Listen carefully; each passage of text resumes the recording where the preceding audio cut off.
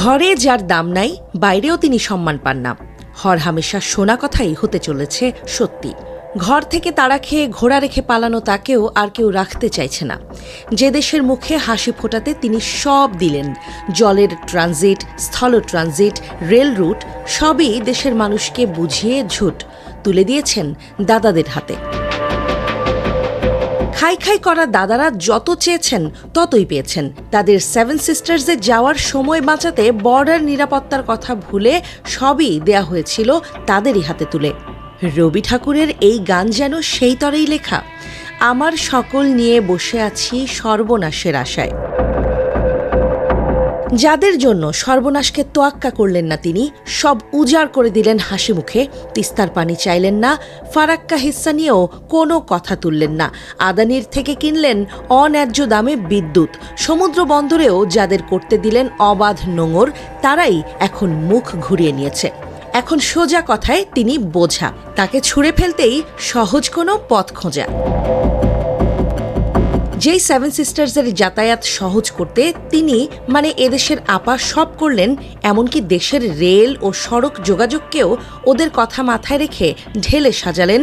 সেই সেভেন সিস্টার্সই এখন দাঁড়িয়েছে আপার বিপক্ষে। তারাও আপাকে নিয়ে ভয় পাচ্ছে, তারাও আর বিপদ বাড়াতে চায় না। তারা মনে করছে আপাকে নিয়ে ভারত বেশি চাল চাললে যা কিছু পেয়েছিল সস্তায়, তার পুরোটাই চলে যেতে পারে অনাস্থায়। ভারতের উত্তর পূর্বাঞ্চলীয় রাজ্যগুলো বা সেভেন সিস্টার্সে একটি জরিপ চালানো হয়েছে। তাতে উঠে এসেছে চাঞ্চল্যকর তথ্য। নরেন্দ্র মোদীর পরম মিত্র দেশ পলাতক শেখ হাসিনাকে রাখার বিপক্ষে অবস্থান নিয়েছেন তারা শেখ হাসিনাকে আশ্রয় দেওয়ার বিপক্ষে। সাম্প্রতিক একটি অনলাইন জরিপে এই অঞ্চলের অধিকাংশ মানুষ মনে করেন বাংলাদেশ ভারত সম্পর্ক উন্নয়নের স্বার্থে তাকে নিজ দেশে ফেরত পাঠানো উচিত। তবে ভারত সরকারের বর্তমান অবস্থান নিয়ে সৃষ্টি হয়েছে নানা প্রশ্ন।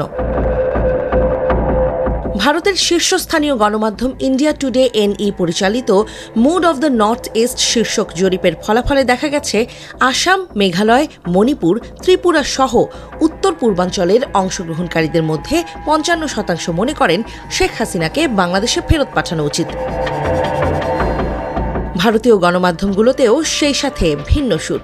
ঘড়ির কাঁটার সাথে পাল্লা দিয়ে তারাও ভোল পাল্টাতে শুরু করেছে। এতদিন যারা একনিষ্ঠভাবে আপাকে সমর্থন দিত, তারাই এখন জরিপ আর জনমতের নামে আপা বিরোধী ক্যাম্পেইন শুরু করেছে।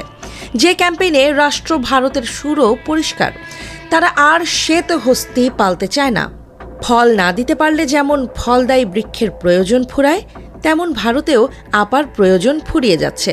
তাই তো তারা নানা বাহানায় জরিপের নাম করে আদতে ঝিকে মেরে বউকেই শেখাচ্ছে।